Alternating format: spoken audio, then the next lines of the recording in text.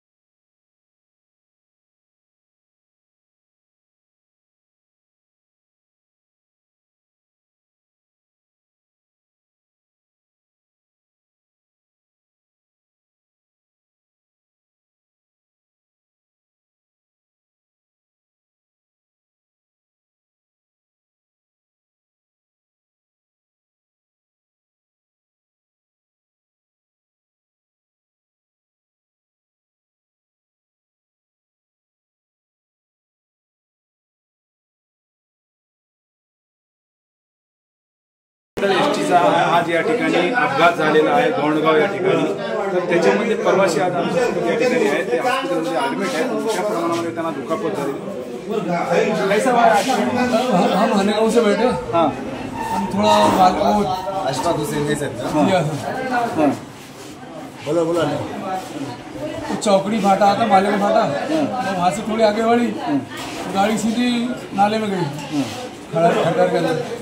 मेरा नाक को मार लगा, वैसी दो आदमी आए गाँव वाले, उन्होंने बाहर वो लगाया वहाँ टप्पर, उससे निकल कर हम बाहर आगे बैठे।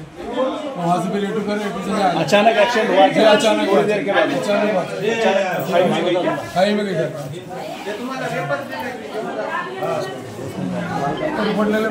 मोठी घटना दुर्दैवी या ठिकाणी देगलूर शहरामध्ये महामंडळ एसटीची गोंडगाव या ठिकाणी उताराला एकदम कंट्रोल न झाल्यामुळे मोठी दुर्घटना या ठिकाणी घडलेली आहे। त्यापैकी 20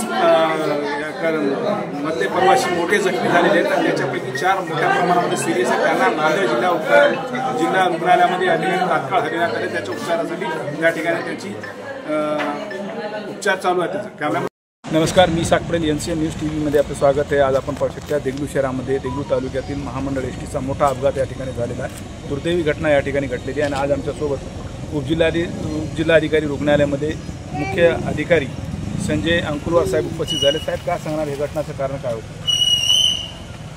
वज्रवरनं गाडी देगलूरकडे येत असताना त्या उतारावर गाडी पास झाल्यामुळे त्यांना कंट्रोल न होत झाल्यामुळे गाडी ते नदीमध्ये कोसळली। एकूण किती मध्ये प्रवासी होते आणि किती प्रवाशांना मोठी दुखापत झाली, किती सिरियस होते? साधारण 31 प्रवासी होते।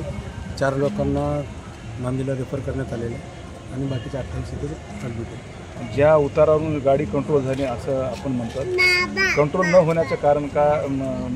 जे ड्रायव्हर या ठिकाणून एसटी घेऊन गेला होता त्याचं मेडिकल चेकअप केलेलं होतं का? तो एकदम व्यवस्थित होतं का? ड्रायव्हर वेल ट्रेन होते, व्यवस्थित राहतात ड्रायव्हरचं काही नाही।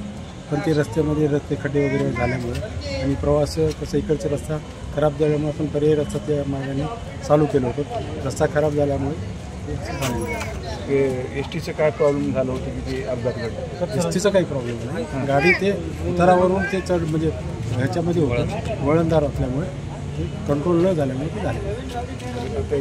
किती प्रवाशांना या ठिकाणी नांदेडला हलविण्यात आले? 4 प्रवाशांना। 4 प्रवाशांना आपण या ठिकाणी पाहू शकता। मोठी दुर्घटना देगलूर शहरामध्ये घडलेली आहे आणि 4 प्रवाशांना नांदेड जिल्ह्याच्या रुग्णालयामध्ये या ठिकाणी हलविण्यात आलेलं आहे।